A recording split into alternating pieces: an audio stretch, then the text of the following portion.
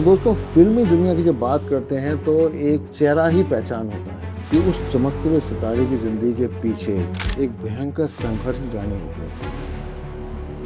तो डॉक्टर साहब, पहली बात तो मैं धन्यवाद बोलूँगा क्योंकि आपने सुनील वडेरा की ज़िंदगी बदल दी थी।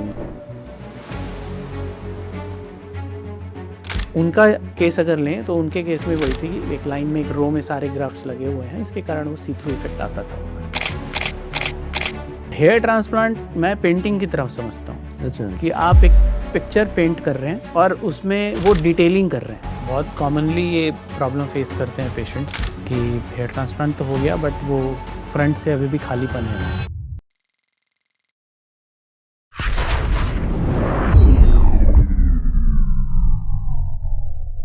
नमस्कार दोस्तों, स्वागत है आपका बियॉन्ड लेंस प्रोडक्शन के इस पॉडकास्ट में जिसका नाम है untold truths of hair transplant. मेरे साथ हैं डॉक्टर प्रकाश खूटे, एक known hair transplant surgeon, AIIMS qualified हैं, विदेशों में डिग्री ली है, बड़े बड़े कॉन्फ्रेंस अटेंड करते हैं और सबसे बड़ी उनको महारत हासिल है हर तरह के ट्रांसप्लांट केसेस को टैकल करना। मेरे कितने ही फिल्म सेलिब्रिटीज़ यहाँ आ चुके हैं जिनकी इमेजेस आप देख रहे हो। कॉम्प्लिकेटेड केसेस डॉक्टर साहब ने हैंडल किए हैं जिसके बारे में मैं जिक्र करने जा रहा हूँ इस वीडियो में। वीडियो के एंड तक देखिएगा, चैनल को सब्सक्राइब कीजिएगा, कमेंट करना मत भूलिएगा। तो दोस्तों फिल्मी दुनिया की जब बात करते हैं तो एक चेहरा ही पहचान होता है और वो पहचान दर्शकों के दिल में बैठ जाता है। पर कभी कभी ऐसा भी होता है कि उस चमकते हुए सितारे की ज़िंदगी के पीछे एक भयंकर संघर्ष की कहानी होती है।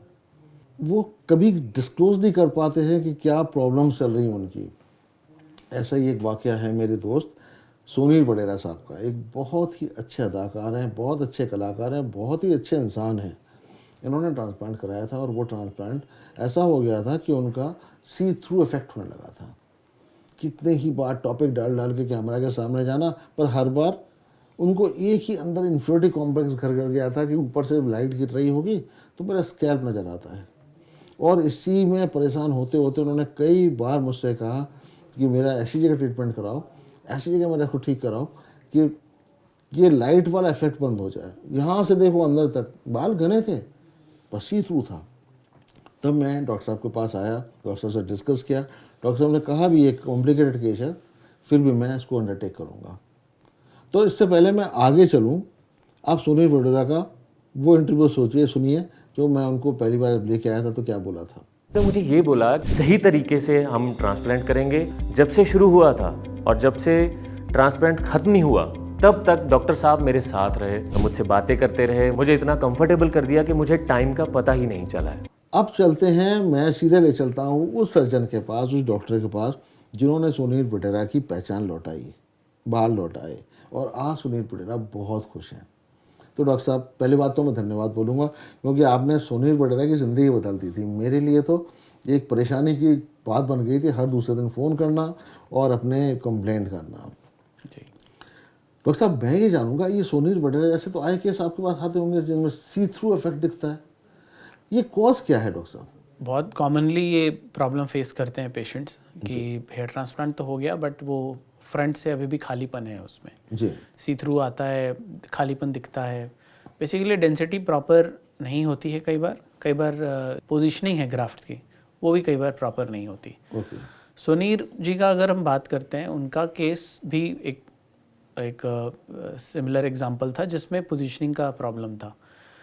कई बार देखते हैं हम लोग कि जब हेयर ट्रांसप्लांट होता है तो ग्राफ्ट्स को लोग लाइन में लगा देते हैं। अच्छा। ठीक है, एक लाइन में एक रो में भर Implant देते कर दिया। हैं, इम्प्लांट कर देते हैं। डेंसिटी किसी ने कम दी वो एक अलग बात है, लेकिन प्रॉपर डेंसिटी भी दी प्लस वो एक अलाइनमेंट सही तो नहीं बीच है, में से gap पोजीशनिंग दिखता सही है। नहीं है, तो उसमें गड़बड़ हो जाता है। देखिए, हेयर ट्रांसप्लांट का काम क्या है, जैसे हम बार बार डिस्कस करते हैं कि आपका नेचुरलनेस को मिमिक करना। अच्छा। आप अपने स्कैल्प के बालों को अगर मान लीजिए शेव कर देते हैं, ट्रिम कर देते हैं, क्या आपके बाल लाइन में हैं? नहीं। नहीं है, किसी के बाल लाइन में नहीं होते, है ना। नेचर ने उसको बेतरतीब रखा है, इर्रेगुलर है सब कुछ। नेचर में कभी भी कोई भी चीज़ बहुत सिमेट्रिकल नहीं होती। जी। ठीक है, वो एक रैंडमनेस है नेचर में, तो वो रैंडमनेस हमारे हेयर ट्रांसप्लांट में मेंटेन होना चाहिए।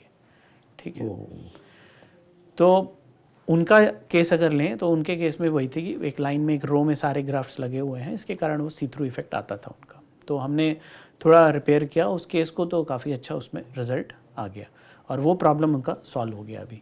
तो बेसिकली क्या होता है, जब आप हेयर ट्रांसप्लांट करते हो तो एक लाइन में ना रख के उसमें आप एक ब्रिक वॉल स्टैकिंग जैसा हम बोलते हैं, जैसे हम क्या बोलते हैं कि ईंटों आप का। ईंटों को रखते हैं ना, अच्छा, चुनते अच्छा, हैं अच्छा, दीवारों अच्छा, में, तो अच्छा। एक एक आगे के- पीछे, हाँ, हाँ, एक के ऊपर एक रखें दीवार गिर जाएगी, ट्रू। ठीक है, तो आगे पीछे होता है वो थोड़ा, हाँ, इंटरलॉक पैटर्न बोलते हैं दूसरे लैंग्वेज में, तो इंटरलॉकिंग होना चाहिए।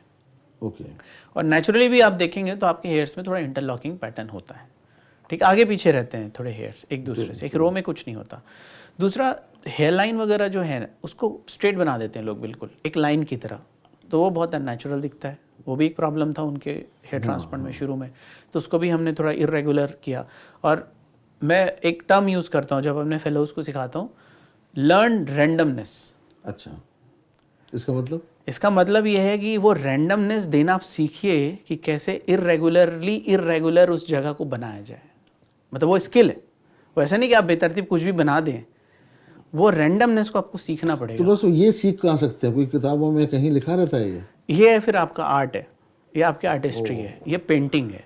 हेयर ट्रांसप्लांट एक पेंटिंग है, ठीक है, आप कैसे स्ट्रोक मारते हैं ब्रश से, वो आपका इनहेरेंट आर्ट है, यही वो कोई artistic- नहीं सिखा सकता इसीलिए आर्टिस्टिक आपको। विजन बोलते हैं डॉक्टर साहब। जी बिल्कुल। वाह। तो हेयर ट्रांसप्लांट मैं पेंटिंग की तरफ समझता हूँ अच्छा, कि आप एक पिक्चर पेंट कर रहे हैं और उसमें वो डिटेलिंग कर रहे हैं जो आप चाहते हैं दिखाना, ठीक है। पर एक प्रिजम्पशन करना कि फ्यूचर में मैं ऐसे करूंगा तो ऐसा दिखेगा, तो उसकी इमेजिनेशन आपको पहले से क्रिएट करनी पड़ती है। पहले से विजुअलाइजेशन करना पड़ता है। वाह वाह, इट्स वेरी डिफिकल्ट एक बॉल्ड स्किन में। अच्छा डॉक्टर साहब, मैं एक बात और पूछूंगा तो इसलिए ये हेयर ट्रांसप्लांट क्या है, आर्ट, साइंस है और आर्ट है, इसका कॉम्बिनेशन है।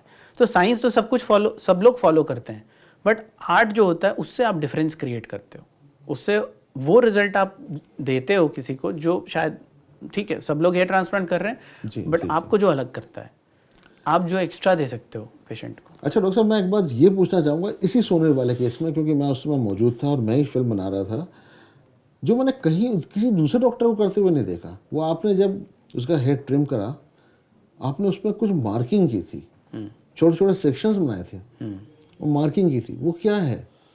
तो मार्किंग बेसिकली डिस्ट्रीब्यूशन के लिए कि कहाँ पर हमको कितने ग्राफ्ट चाहिए, तो हमने उसको नंबरिंग कर दिया कि भाई इस वाले एरिया में हमको इतना ही स्पेस है, यहाँ पर इतने ग्राफ्ट डालने से ये रिजल्ट आ जाएगा। तो जैसे मैं बात कर रहा था ऑप्टिमम डेंसिटी, ऑप्टिमम रिजल्ट्स की, जी जी। तो कितना ग्राफ्ट हमको डालना है वहाँ पर, तो उससे ग्राफ वेस्टेज नहीं होगा आपका, प्लस एक्स्ट्रा ग्राफ में नहीं जाएगा वहाँ पर बेमतलब का। आप 100 डालेंगे तो भी वही रिजल्ट आने वाला है, 120 डालेंगे तो भी रिजल्ट आने वाला है वही। तो वो मार्किंग इसलिए की जाती है ताकि आपको पता रहे कि आप क्या चीज़ करने वाले हो उस पर्टिकुलर एरिया में, प्लस मेरा प्रेफरेंस कि कौन से एरिया में हम ग्राफ्ट डालेंगे तो ये प्रॉब्लम सॉल्व होगी। सपोज जहाँ से कॉम करता है पेशेंट, उस एरिया में हमको इनहेरेंटली ज़्यादा ग्राफ्ट डालने की ज़रूरत होती है, क्योंकि उधर से कॉम करता है, पार्टीशन जब होता है तो अगर आप प्रॉपर डेंसिटी नहीं देंगे तो एक सी थ्रू इफेक्ट वहाँ आ जाएगा, प्लस डेंसिटी कम भी लगती है। वहीं अगर पीछे की तरफ हम बात करें तो पीछे की तरफ आप थोड़ा कम भी डालते हैं तो ग्राफ्ट चल जाता है। जैसे सोनीर के बाल एक ट्रांसप्लांट हो चुका है तो ग्राफ्ट कम है उसके पास, तो हमको वेस्ट नहीं करना है कोई भी ग्राफ्ट, तो जितना चाहिए उतना ही डालना है।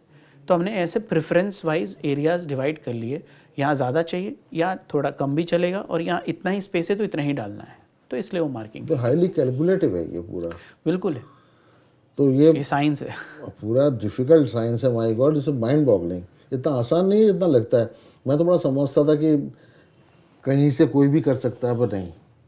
सोने जैसा रिजल्ट हो तो डॉक्टर साहब आप जैसा होना पड़ेगा, और डॉक्टर साहब के होने के लिए तो 20 साल प्रैक्टिस करना पड़ेगा। तो दोस्तों, आपको मतलब गोल्डन अपॉर्चुनिटी है डॉक्टर साहब से मिलने का। अगर आपको सी थ्रू इफेक्ट है और सोनीर जैसा या उससे भी ज़्यादा, तो मैं तो पर्सनली रिकमेंड करूँगा हमारे डॉक्टर प्रकाश कूटे। स्किन रूट्स नंबर दिख रहा है दोस्तों, बेझिझक फ़ोन कीजिएगा, फ़ोटो भेजिए और डॉक्टर साहब से मिलिएगा। एक बात मैं ज़रूर आप लोगों को बोलना चाहूँगा, मैं अभी इसी कमिंग वीडियोज़ में मैंने इस चीज़ का खुलासा किया है। अगर मान लीजिए आप अपना आइडेंटिटी सीक्रेट रखना चाहते हैं, आप नहीं चाहते हैं कि वीडियो बनाया जाए, कोई पेशेंट प्रोफाइल में आपका जिक्र भी हो, आपका फेस भी दिखे, डॉक्टर साहब पूरे उन चीज़ों को फॉलो करते हैं। यहाँ पर सिर्फ उन्हीं पेशेंट का किया जाता है वीडियोस और टेस्टिमोनी वगैरह, जो खुद अपने होल हार्टेडली वॉलंटियरली सामने आते हैं, बोलते हैं हम बोलना चाहते हैं। अदरवाइज़ डॉक्टर साहब के यहाँ पर स्किन रूट्स में मेडिकल एथिक्स का बहुत फॉलो किया जाता है और आपका नाम, आइडेंटिटी सब कुछ डिस्क्लोज रखा जाता है, कंप्लीट कंसील्ड रखा जाता है, डिस्क्लोज नहीं किया जाता है। और इसके लिए आप बिल्कुल बेफिक्र रहिए, ये बात मैं बहुत जिम्मेदारी के साथ आप लोगों से कह रहा हूँ।